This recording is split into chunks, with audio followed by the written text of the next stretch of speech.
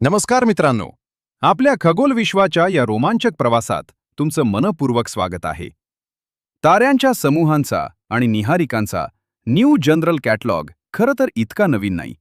हा कॅटलॉग 1888 साली प्रकाशित करण्यात आला होता. खगोलशास्त्रज्ञ J.L.E. ड्रेयर यांनी विल्यम कॅरोलिन आणि जॉन हर्शेल तसेच इतर अनेक शास्त्रज्ञांच्या निरीक्षणांचे आणि शोधांचे एकत्रीकरण करून एक उपयुक्त आणि संपूर्ण खगोलशास्त्रीय कॅटलॉग तयार करण्याचा हा प्रयत्न होता. ड्रेयर यांचे हे कार्य मोठ्या प्रमाणात यशस्वी ठरले आणि आजही अत्यंत महत्त्वाचे मानले जाते.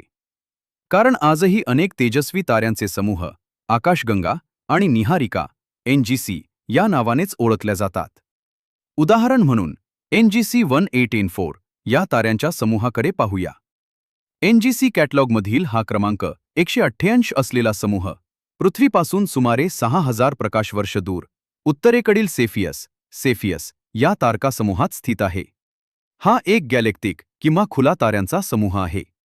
सुमारे 7 अब्ज वर्ष वय असलेला NGC 1884 हा खुल्या ताऱ्यांच्या समूहांमध्ये अत्यंत प्राचीन मानला जातो.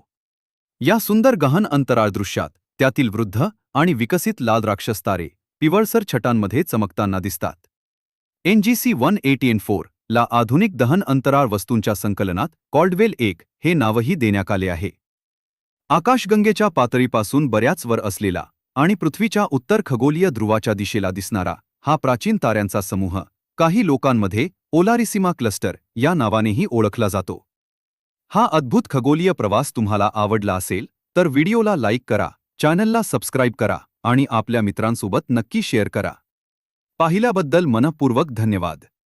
पुन्हा भेटूया अशाच एका नवीन आणि रोमांचक अंतराळ प्रवासात.